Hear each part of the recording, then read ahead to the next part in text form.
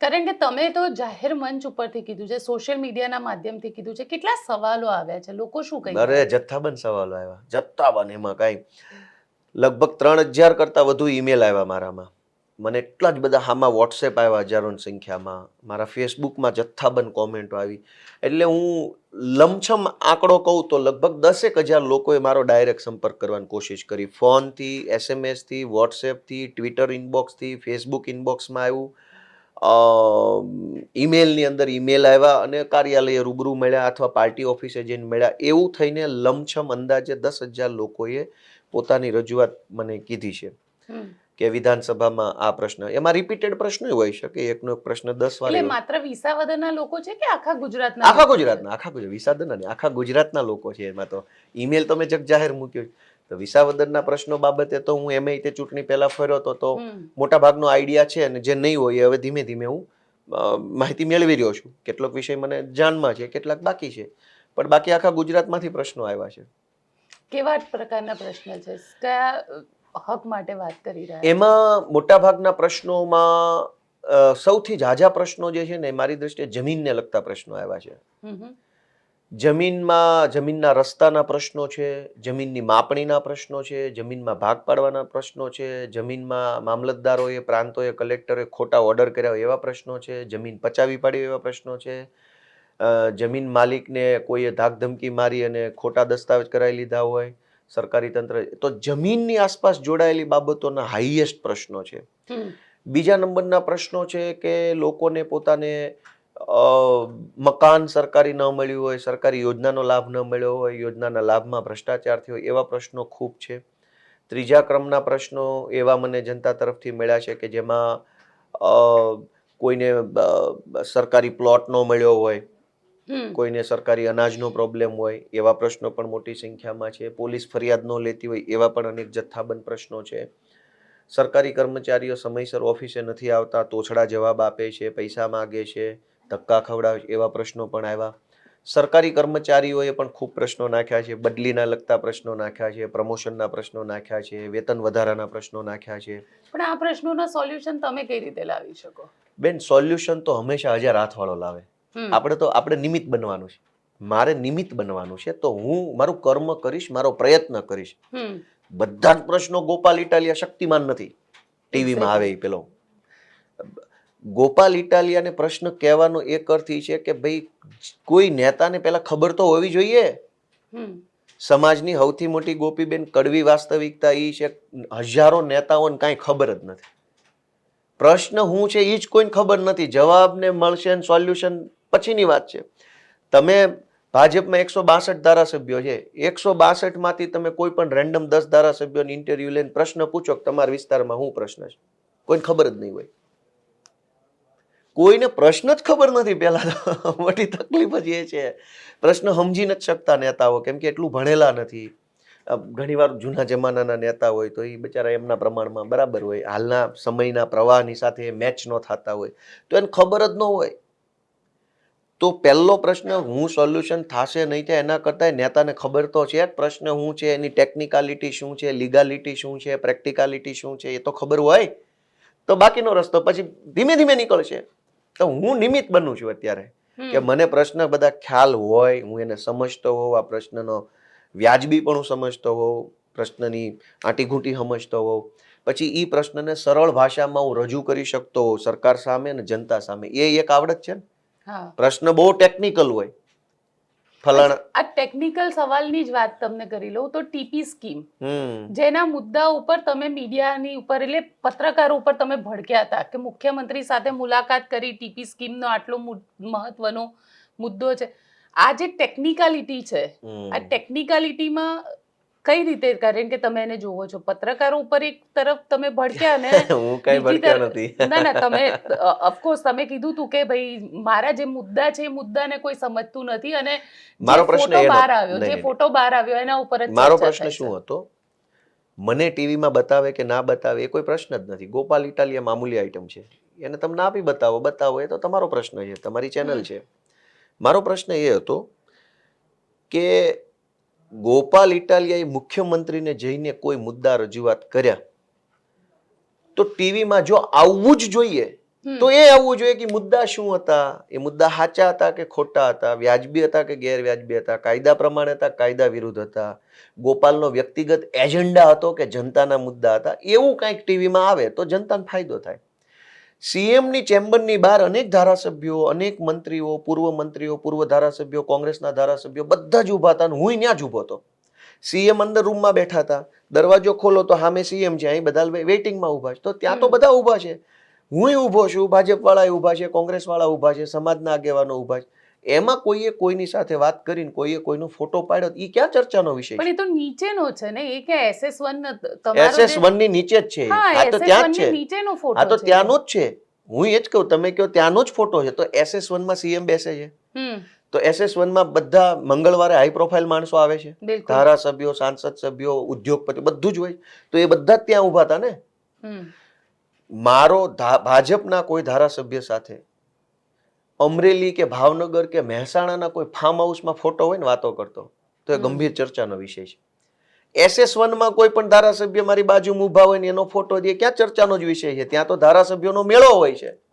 પણ તમે ચેલેન્જ આપી હતી એટલે ચર્ચાનો મુદ્દો. ચેલેન્જ મેં નથી આપી. શરૂઆત ત્યાંથી કાંતિભાઈએ કરી, પછી તમે ચેલેન્જ આપી, કાંતિભાઈ આવ્યા, એમને રાજીનામાની વાત કરીને આખું જે થયું એના કારણે ચર્ચાનો વિષય બન્યો. બાકી કાંતિભાઈને લઈને તમારે ચર્ચાનો મુદ્દો બનવાનું કારણ શું હોય? તમે એમને પ્રશ્ન પૂછજો કે મોરબીની અંદર સિરામિક ઇન્ડસ્ટ્રીઝ બહુ મોટી છે. સિરામિક ઇન્ડસ્ટ્રીઝના 10 અતિ મહત્વના પ્રશ્નો એ ખાલી બોલી બતાવે. કાયદાના પ્રશ્નો કેટલા છે કે જેમાં સિરામિક ઇન્ડસ્ટ્રીઝમાં પરમિશન ટાઈપના કાયદાના કેટલા પ્રશ્નો આવતા હોય, જેમાં લેબરના કાયદા આવતા હોય, ઇલેક્ટ્રિસિટીના કાયદા આવતા હોય, ગેસના કાયદા છે, ખનીજના કાયદા, કેમ કે સિરામિક એક પ્રકારનું પેલી માટી ખનીજ છે, બરાબર? તો આ બધા કાયદાને લઈને સિરામિક ઇન્ડસ્ટ્રીઝને કેટલી પ્રોબ્લેમ છે, પહેલો પ્રશ્ન. એને ખબર છે ખરી આમાં શું પ્રશ્ન છે? ફાંકા ફોજદારીની ફિલોસોફી બધા કરી લે, ભાજપના ખોળામાં બેસીને ઘુરક્યા કરવા ને એ આસાન કામ છે. દિમાગ લગાવવું, જનતાના પ્રશ્નો જાણવા, સમજવા, વિચારવા અઘરું કામ છે. મોરબીની ખાલી સિરામિકની વાત કરીએ, કાયદાના પ્રશ્નો કેટલા છે, વહીવટી પ્રશ્નો કેટલા છે. વહીવટી પ્રશ્નો એટલે કેવા કે ભાઈ સિરામિકને જોડતા રોડ રસ્તાઓ છે, સ્ટ્રીટ લાઇટ છે, સાફ સફાઈના પ્રશ્નો, પર્યાવરણના પ્રશ્નો, એ વહીવટી પ્રશ્નો. એની ઉપર સરકારી તંત્ર અને સિરામિક ઇન્ડસ્ટ્રીઝને કેટલું બધું સંકલન છે ને કેટલું ઘટે છે, આ વહીવટી પ્રશ્નોની વાત થઈ. પ્રેક્ટિકલ પ્રશ્નો. પ્રેક્ટિકલ પ્રશ્નો શું છે કે કોઈ માણસ સિરામિકના વેપારીને આરે છેતરપિંડી કરી લે છે, તો સરકાર પાસે શું રસ્તો છે? કોઈ ધાક ધમકી મારીને હપ્તો પડાવી લે છે, તો સરકાર પાસે શું રસ્તો છે? કોઈ બહેનો દીકરીઓ સિરામિકમાં કામે જાય છે અને કોઈ બ્લેકમેલ કરે છે, તો શું રસ્તો? આ બધા પ્રેક્ટિકલ પ્રશ્નો છે. તો ફાંકા ફોજદારી કરવાને બદલે તમે એમ કહો ને તમને ખબર કેટલી પડે છે. સિરામિક ઇન્ડસ્ટ્રીઝ સાથે જોડાયેલા 10 મહત્વના કાયદાના, વહીવટી તંત્રના, સામાન્ય જનતાના, કર્મચારીના કેટલા પ્રશ્નો છે, એનું સરકારમાં તમે શું રજૂઆત કરીને સરકારે શું જવાબ આપ્યો? એક શબ્દ ન બોલી શકે.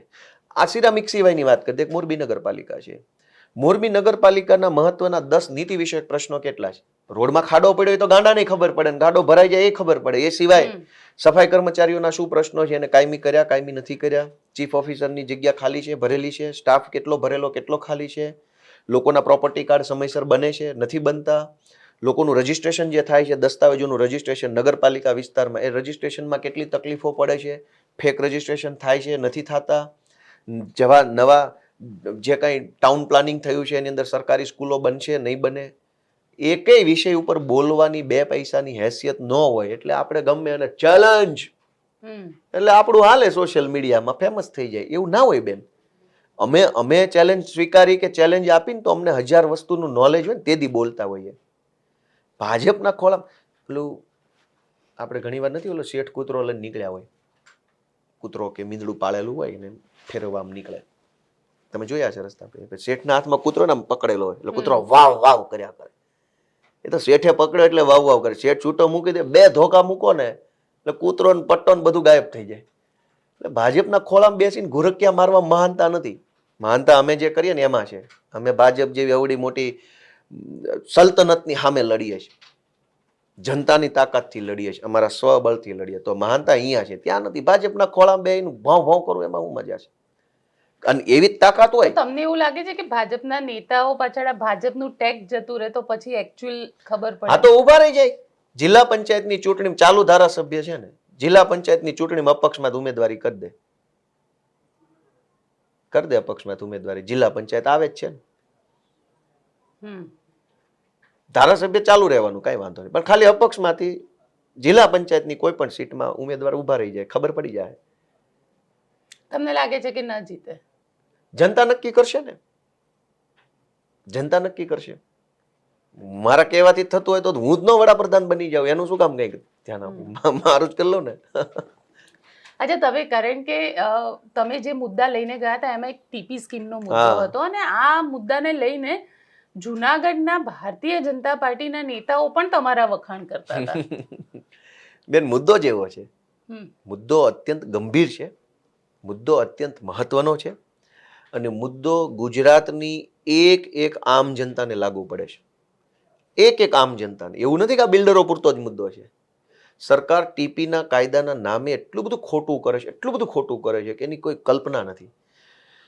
મોટા શહેરોમાં દર ચોમાસામાં પાણી ભરાઈ જાય છે બહુ, એ વાત સાચી છે. વડોદરામાં, અમદાવાદમાં, સુરતમાં, જુનાગઢમાં પાણી ભરાઈ જાય, ભયંકર પાણી ભરાઈ જાય દિવસોના દિવસો. એની પાછળનું કારણ ટીપીનો કાયદાનો અમલ નથી થતો ને એ. મોટા શહેરોમાં છાસવાળા ગટરો ઉભરાઈ જાય છે, સાચી વાત છે. એનું કારણ ટીપીનો અમલ નથી થતો એ. મોટાભાગના શહેરોની અંદર પાણી પૂરતા પ્રેશરથી ઘરે નથી આવતું એવી ફરિયાદ છે. પ્રેશરથી પાણી નું આવેલું ઘરનું વાપરવાનું પીવાનું. એનું કારણ ટીપીના કાયદાનો અમલ નથી થતો એ.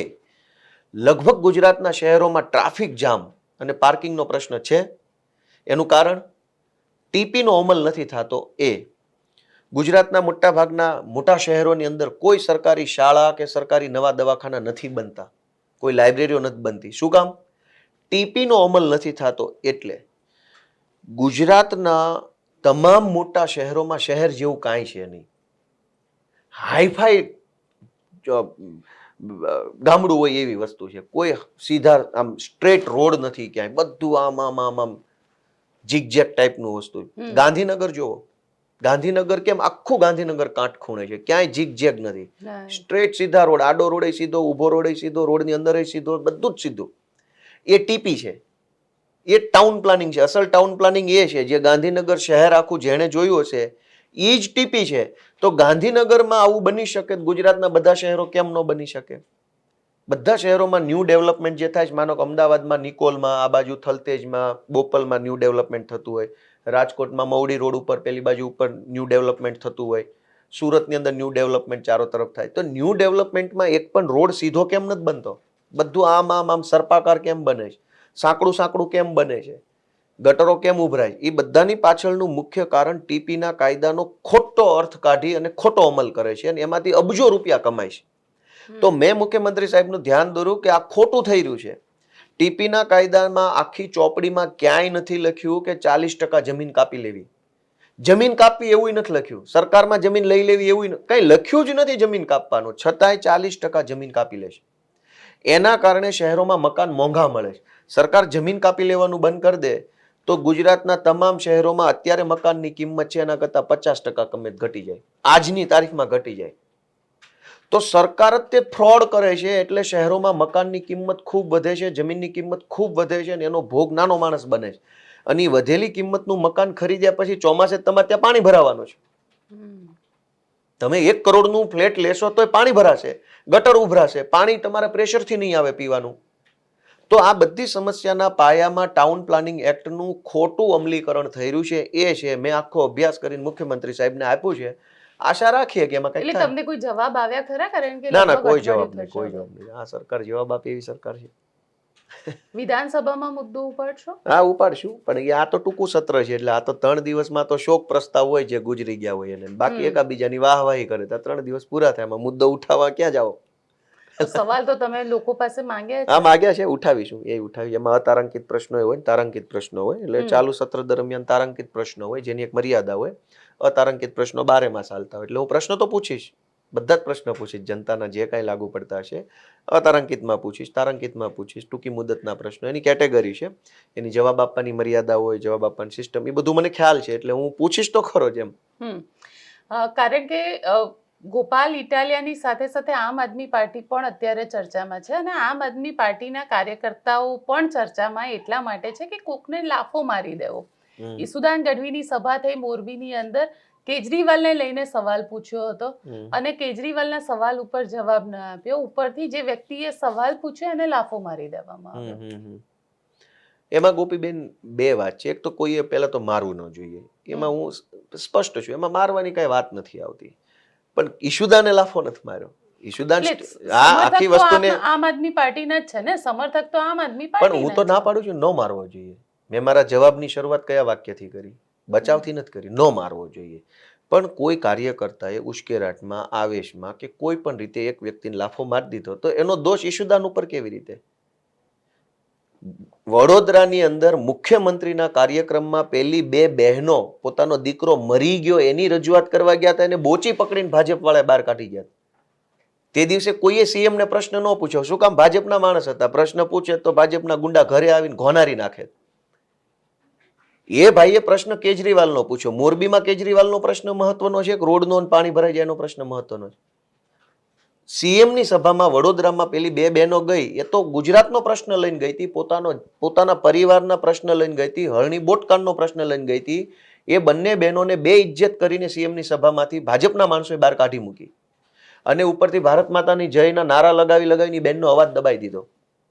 તે દિવસે કોઈ ભાજપ વાળાને દુઃખ ન લાગ્યું, બધી મજા આવી. બહેનોને અપમાનિત કરી તો વાંધો ન આવ્યો. મોરબીની અંદર વિરોધ પક્ષના નેતા ઈશુદાનની સભામાં કેજરીવાલનો પ્રશ્ન પૂછો છો એટલે તમારો એજન્ડા શું છે?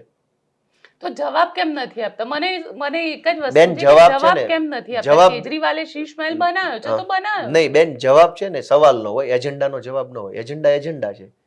તમે કોઈ એજન્ડા લઈને બેસશો, હું શું કામ જવાબ આપું? બોલો, તમારે જે બોલવું હોય. તમે પ્રશ્ન પૂછશો તો જવાબ આપીશ. એજન્ડા પૂછો તો હું શું જવાબ આપું?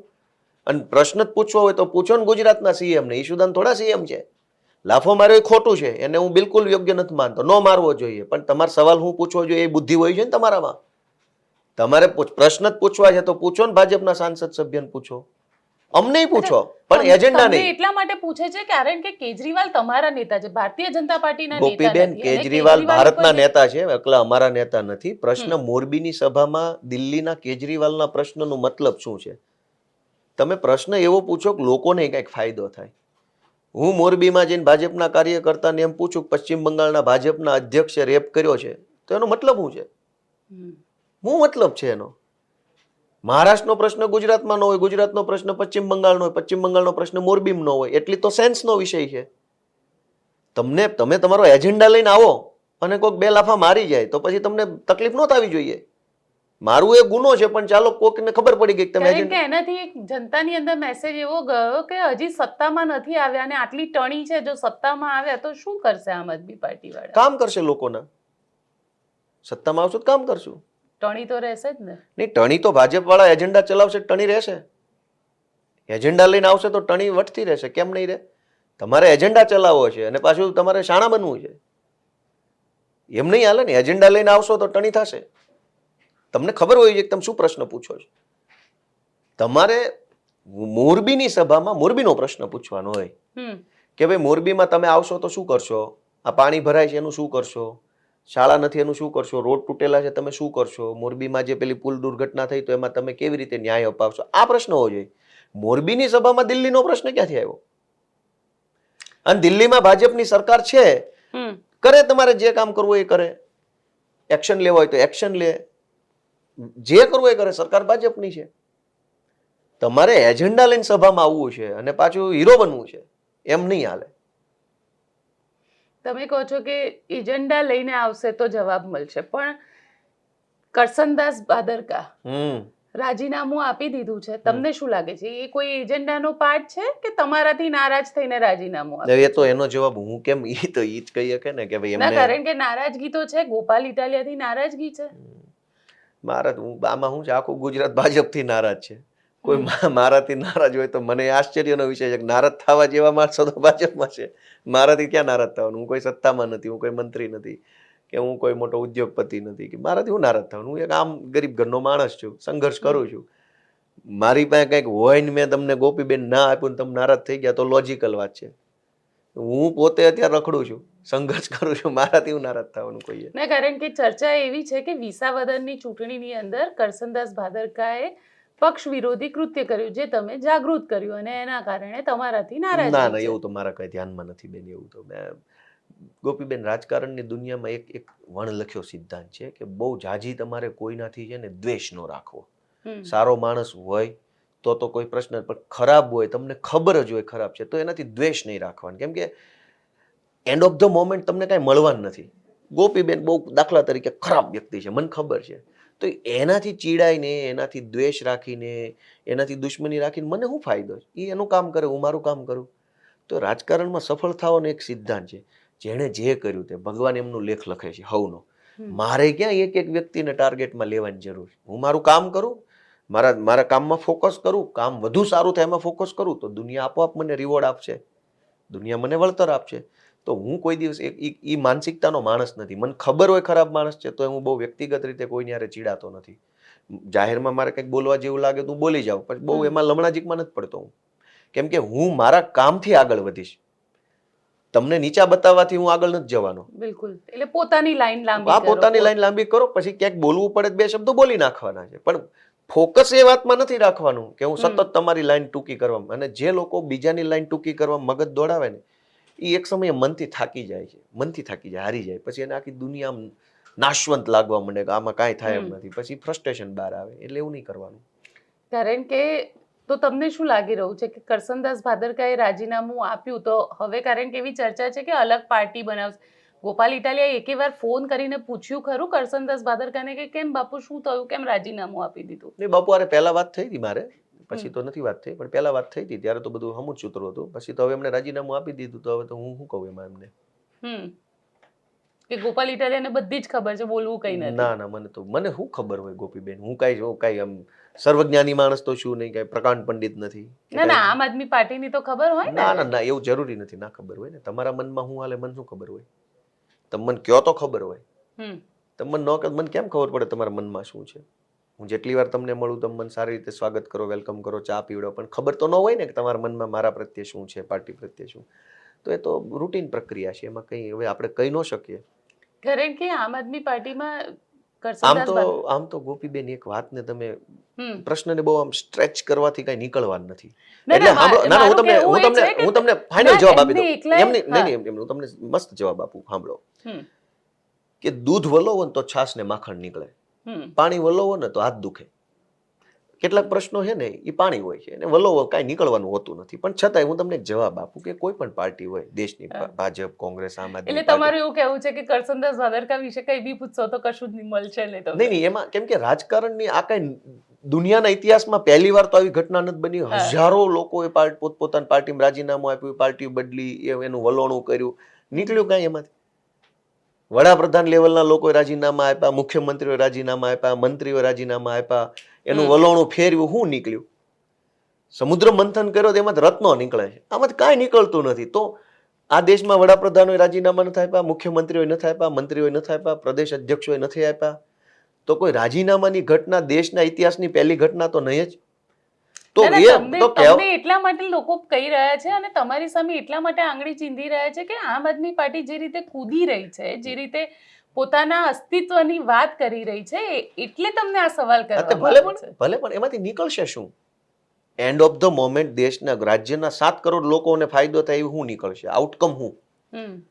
હું તમે 2 કલાક એ વિષય પર ચર્ચા કરીએ. ચલો, એ ભાદરકાની વાત નથી કરતી હું વાત કરું છું અનાજ સ્કેમની, જેને લઈને ગોપાલ ઇટાલિયાએ ખૂબ મોટો દાવો કર્યો. પેલી ત્યાં આગળ તમે લોકોએ કીધું કે ભાઈ ગરીબોનું અનાજ આ લોકો ચોરી જાય છે, ભાજપના નેતા ચોરી જાય છે, ભાજપના અધિકારીઓ એમને પહોંચાડતા નથી. છેલ્લે તો આમ આદમી પાર્ટીના નેતા નીકળ્યા એમાંથી. તો એફઆઈઆર કેમ હજુ સુધી નથી થઈ? અમે તો ગયા હતા ને, એફઆઈઆર કરાવવા જ ગયા હતા ને. તો હજુ કેમ એફઆઈઆર નથી થઈ? તેમ પૂછો ભાજપના ચોરને. જે લોકો ગાંધીનગરમાં બેસીને ફિલોસોફી કરે છે કે અનાજ ચોરીમાં આમ આદમી પાર્ટીનો માણસ નીકળ્યો, હજુ એફઆઈઆર કેમ નથી થઈ? તમારા માસીન ભાણીઓ છે, તમારા જમાઈ છે, એફઆઈઆર કેમ નથી કરતા? કરો એફઆઈઆર, કેમ નથી કરતા? બોલ બચ્ચન વેડા કર્યા બધાએ કે આ આમ આદમીનો માણસ છે અનાજ ચોરમાં, એફઆઈઆર કેમ નથી કરતા? હું તો ગયો તો ને, એફઆઈઆર કરાવવા જ ગયો તો ને. હું શું કરાવવા ગયો તો? એફઆઈઆર કેમ ના કરી? ધારાસભ્ય પોતે એમ કહે છે કે એફઆઈઆર કરો. આજ દિવસ સુધી, આજે કઈ તારીખથી આપણે બેઠા છીએ, 11 ઓગસ્ટ સુધીમાં એફઆઈઆર નથી થઈ. કા નથી થઈ એફઆઈઆર? તો પૂછો ભાજપ વાળાને કે તમે એમ કહો છો કે આપનો માણસ નીકળ્યો તો એફઆઈઆર તમારી પોલીસ કેમ નથી કરતી? તમે છાવરો છો કેમ? તમારે શું સગા થાય છે? તમારા સગપણમાં, મોસાળમાં સગપણમાં છે, સાસરિયા પક્ષમાં છે, વેવાઈ પક્ષમાં શું સગો થાય છે? માણસ એફઆઈઆર કેમ નથી કરતા ભાજપના નેતાઓ? કેમ મામલતદારને ઓર્ડર નથી કરતા કરાવી દે એફઆઈઆર? કેમ પીએસઆઈને ઓર્ડર નથી કરતા કે એફઆઈઆર લખી લે ને એરેસ્ટ કરીને જેલમાં પૂજ દો એને, અને પેલી પાર્ટી પકડાઈને ફોટો ફાડવીને આખા ગુજરાતને બતાવો? કેમ નથી કરતા? તો આટલી હલકી કક્ષાની ગંદી વિકૃત રાજનીતિ ગાંધીનગરમાં બેસીને જે ભાજપના લફંગાઓ કરે છે, એને મારી એટલી જ વિનંતી, તમારા મોકાત હોય કરાવો ને એફઆઈઆર. ગોપાલ ઇટાલિયા તો પોલીસ સ્ટેશન એટલે જ ગયો હતો ને કે એફઆઈઆર કરો, એ કહેવા જ ગયો હતો. હું એમ કહેવા નહોતો ગયો કે ના પકડતા અમારી પાર્ટીનો છે, એવું કહેવા તો નહોતો ગયો. ધારાસભ્ય થઈને હું એમ કહેવા તો નહોતો ગયો ને કે અમારી પાર્ટી વાળા છે, શું કામ પકડ્યો? હું તો એમ જ કહેવા ગયો તો બધાને પકડીને જેલમાં પૂરી દો. તોય એફઆઈઆર કેમ નથી થઈ? એ ઘટનાનું અઠવાડિયું થઈ ગયું. ગાંધીનગરમાં બેસીને ભાજપના લફંગાઓ એવું કહે છે કે આપનો માણસ છે, તો પણ એફઆઈઆર કેમ નથી કરતા તમારા વાળા? તમારી પોલીસ કેમ એફઆઈઆર નથી કરતી? કેમ પકડતા નથી? સરઘસ કાઢો વિસાવદરની બજારમાં એનું, અને મારીને ભૂત બનાવો એને, અને નામ બોલાવડાવો એની પાસેથી બીજા કોણ કોણ સામેલ છે આમાં, ઊંધો ટીંગાડો. કેમ નથી કરતા? આપનો માણસ પકડાણો, આપનો માણસ છે, તો તમારી પોલીસ એફઆઈઆર કેમ નથી કરતી એ ચોર ઉપર? હું એમ કહું, આપનો હોય કે ગમે એનો હોય, તમે પૂછો નહીં ભાજપના લફંગાઓને. મારી વાત લોજિકલ છે કે નહીં? બિલકુલ. હું તો એફઆઈઆર કરાવવા જ ગયો તો. અમારો માણસ હોય તોય હું એફઆઈઆર કરાવવા ગયો તો અમારા માણસ દાખલા તરીકે હોય, ચોરી કરી હોય, અને હું એફઆઈઆર કરાવવા ગયો, ભાજપની પોલીસ એફઆઈઆર કેમ ના લખી? એટલે તમને શું લાગે છે કે ક્યાંક ને ક્યાંક બીજેપીના નેતાઓ પણ આમાં ઇન્વોલ્વ છે? એફઆઈઆર તો કરો, જે હોય તે દૂધનું દૂધ ને કેમિકલનું કેમિકલ થઈ જશે. એફઆઈઆર કેમ નથી કરતા? પેલા તો ભાજપના લફંગાઓની પ્રશ્ન પૂછો ને, ગાંધીનગરમાં બેસીને હોશિયારી મારે છે એ લફંગાઓને પૂછો કે ભાઈ તમારી પોલીસ એફઆઈઆર કેમ નથી કરતી? ટીવીમાં આવીને ગમે એવી બોલ બચ્ચન વેડા કરી જવા ગોપીબેન કે આપનો માણસ છે ને ગોપાલ ઇટાલિયા બહુ ઉછળતો હતો, પણ તમારી પોલીસ હજુ એફઆઈઆર કેમ નથી કરતી? હવે તો આપનો છે, હવે તો કરો એફઆઈઆર, હવે તો પકડો, એનું સરઘસ તો કાઢો. હજુ કેમ એફઆઈઆર નથી થઈ? હાલો આપનો છે તો હજુ એફઆઈઆર કેમ ન થઈ? એને કોણ છાવરે છે? અમે તો નથી છાવરતા, હું તો કહું જ છું એને ઢહડો, એનું સરઘસ કાઢો, હું તો એમ કહું છું. તો ભાજપમાં એને એમ કામ છાવરે છે? અનાજ ચોરોને ભાજપ કેમ છાવરે છે? ગમે એ પાર્ટીનો હોય, હાલો અમારી પાર્ટીનો હોય તો એફઆઈઆર કેમ? એટલે તમને શું લાગે છે કે ખાલી આ વિસાવદર પૂરતું જ છે કે પછી આખા ગુજરાતમાં આ સ્કેમ હાલે છે? ગરીબોનું અનાજ ચોરી કરીને ખાઈ જવાનું, ખાલી એને કીચડ ફેંકવાનો મુદ્દો ભાજપ બનાવે છે. આવડી મોટી રાજ્યની વ્યવસ્થા છે, એમાં 4 માણસો કદાચ કોઈ અમારી પાર્ટી હારે સંકળાયેલા હોય ને ક્યારેક પકડાણા હોય તો ભાજપ એને કીચડ ફેંકવાનો મુદ્દો બનાવે. આખા રાજ્યમાં ચોરી થાય છે એને નથી દેખાતું. કોક આપ વાળો, કોક કોંગ્રેસ વાળો ક્યાંક હોય, ભાઈ નબળો માણસ બધી જગ્યાએ આવી જાય કે એક માણસને દૂરબીન તો માર્યું નથી અમે, કે સ્કેન કરાતું નથી, આ ક્યુઆર કોડ તો નથી તમારા કપાળ ઉપર આમ સ્કેન કરું ખબર પડી જાય ગોપીબેન નક્ષિક પ્રમાણિક છે. ક્યારેક કોક નબળો માણસ આવી ગયો અને ધારો કે આમાં પકડાયો તો ભાજપના લફંગાઓ ગાંધીનગરથી પ્રેસ કોન્ફરન્સ કરશે કે આપનો માણસ ચોરીમાં પકડાયો, તો તમારી પોલીસ શું કરે છે? પકડો, જેલમાં પૂરો, સરઘસ કાઢો, મારો. એટલે આ કીચડ ફેંકવાનો ઇસ્યુ બનાવી દીધો છે એને. કામ નથી કરવું ભાજપ વાળે, કામ કરવો તો અનાજ ચોરી બંધ કરાવી દો. પણ તો ચલો અનાજ ચોરીની વાત આવી, સાથે બેલાની વાત કરી લો. બેલા પ્રકરણની અંદર પણ તમે પોતે ઈટો બેલા ખસેડવામાં લાગી ગયા હતા, પણ એક નાના મુદ્દાને લઈને ગમે ત્યારે, કારણ કે ભારતીય જનતા પાર્ટી એવું કહી રહી છે અને એમના નેતાઓનું એવું કહેવું છે કે ગોપાલ ઇટાલિયા જેવા નેતા નાના મુદ્દાને લઈને સોશિયલ મીડિયાના માધ્યમથી અને ખાસ કરીને ડિજિટલ પ્લેટફોર્મના માધ્યમથી એને મોટા મુદ્દા બનાવી દે છે. ગોપીબેન, ભાજપના લફંગાઓ છેલ્લા 30 વર્ષમાં 2 નંબરનો એટલો માલ કમાયા છે ને કે એને જનતાની પીડા નાની લાગે છે. તમારો પ્રશ્ન તમારા માટે બહુ મોટો છે, મારા માટે કદાચ નાનો હોવો જોઈએ. ભાજપના નેતાઓને જનતાની પીડા દેખાતી જ નથી, એને તો બધું એવું નાનું નાનું લાગે છે. તો તમને એને તો રૂપિયા જ દેખાય છે, મોટા મોટા કોન્ટ્રાક્ટ, મોટા મોટા ટેન્ડર, દારૂના હપ્તા, ડ્રગ્સના હપ્તા, રેતીના હપ્તા, બાયોડીઝલના હપ્તા, ગાંજાના, એને તો એવું જ દેખાય છે. એને ક્યાં પીડા દેખાય? એટલે એને તો નાનું જ લાગે ને. પીડા અમને દેખાય છે બેન. કોકના ઘરના દરવાજા આગળ 8 વર્ષથી બેલા પડ્યા હોય, એની પીડા શું છે ને એ નાની વાત નથી. તમારો આ ગેટ અત્યારે અહીંથી કોઈ તાળું મારી દે ને 8 વર્ષ અહીં પૂરી દે તો એ પીડા નાની છે? તો જનતાની પીડા ક્યારેય નાની નથી હોતી, કોઈ પ્રશ્ન નાનો નથી હોતો. એ વ્યક્તિના જીવનનો સૌથી મોટી સમસ્યા ધારો કે કોઈ વ્યક્તિ છે એને કૂપનમાં અનાજ નથી મળતું, તો ધારાસભ્યો અને ભાજપના મંત્રી માટે નાનો પ્રશ્ન છે, પણ જેને નથી મળતું ને એના માટે જીવન મરણનો પ્રશ્ન હોય. તો એમના માટે નાનો હશે, અમારા માટે નાનો નથી. અમે તો બધા પ્રશ્નોને ગંભીરતાથી લઈએ, સંવેદનશીલતાથી લઈએ, થાય એટલું કામ કરીએ, ન થાય ત્યાં હાથ જોડીએ, પ્રયત્ન કરીએ. અમે કોઈને ઇગ્નોર નથી કરતા, પ્રશ્ન નાનો છે એમ કઈ. પણ એ મુદ્દા લોજિકલ છે નથી, લીગલી એના શું આસ્પેક્ટ છે એ તો તમારે ચેક કરવું પડે ને. એ કર્યું જોઈએ ને બેન. ભાજપ વાળા અભણ છે, હું થોડો. લીગલી પીગલી તો મેં નહીં કર્યું હોય. આ તો એના સરકાર એમની છે એટલે ગુંડાઓ બેફામ બને છે. બાકી આ બધા 2 પૈસાના ગ્રાહક છે. એકેયની ઓકાત મેં શું કીધું, પેલો કૂતરો આમ પકડેલો હોય ને એટલે વાવ વાવ કરે છે, છૂટો મૂકી દે, બે ધોકાના ગ્રાહક છે. અને એ સમય આવશે ગોપીબેન, ઇજ્જતથી જેને જે લાગુ એ લાગે. ભાજપના ખોળામાં બેસીને જનતાને ગુરકિયા કરે છે ભાજપના નેતાઓ. ગામડે ગામડે દબાવે છે, ધમકાવે છે, દાબ દબાણ કરે છે, ગમે એના રસ્તા બંધ કરી દે, ગમે ત્યાં કચરો ફેંકી આવે, ગમે તેની જમીનો પચાવી પાડે, ગમે તેને વ્યાજમાં ફસાવે, ગમે તેની ઉપર ખોટા કેસો ભાજપ વાળા કરાવી દે. આ બધા જ ધંધા ભાજપના માણસો કરે. શું કામ? કે ઓલા ભાજપ વાળા કૂતરાનો દોયડું પકડેલું છે. ભાજપના ખોળામાંથી ઉતરીને બતાવો ને તમારામાં કેટલો દમ છે, અમે જોઈએ તમને. કેમ કે ભાજપની સિસ્ટમ શું છે, સૌથી પહેલા પોલીસ હોય, સૌથી પહેલા પોલીસ પાછળ મામલતદાર, મામલતદાર પાછળ ટીડીઓ, ટીડીઓ પાછળ પ્રાંત, પ્રાંત પાછળ કલેક્ટર, કલેક્ટર પાછળ ડીડીઓ, ડીડીઓ પાછળ બીજું સરકારી તંત્ર, એસપી, એની પાછળ ગુંડા લફંગાઓ હંતાડેલા હોય, લફંગા પાછળ સરકાર હોય, સરકારની પાછળ મંત્રી, મંત્રી પાછળ મુખ્યમંત્રી. આવી રીતે ચેનલ છે. એટલે સૌથી પહેલા પોલીસ હોય, એની પાછળ છુપાઈને આ લોકો કામ કરે છે. અને ગામને ધમકાવાનું, ડરાવવાનું, લોકોને દબાણમાં રાખવાનું કામ કરે છે. તમારા હિંમત હોય તો આવો સામે. પોલીસની પાછળ ઉભા રહીને કેમ વાર કરો છો? લોકો ઉપર જૂઠા કેસ કરાવી દે છે. એ તો કૂતરાનું દોયડું પકડેલું છે ત્યાં સુધી લાગે છે કે આવી રીતે રાજકારણમાં લાંબુ ટકાશે. ભાઈ એ જનતા નક્કી કરશે. અમે તો અમારું કામ નક્કી કર્યું છે કે અમારે આ કામ કરવું છે. ભાજપના ગુંડાઓ જે છે, ગામડે ગામડે જે ગુંડા પેદા કર્યા છે, એની સામે અમારે સંઘર્ષ કરવાનો છે. એ અમારું કામ છે. જનતા નક્કી કરશે. હું કોણ છું નક્કી કરવા વાળો?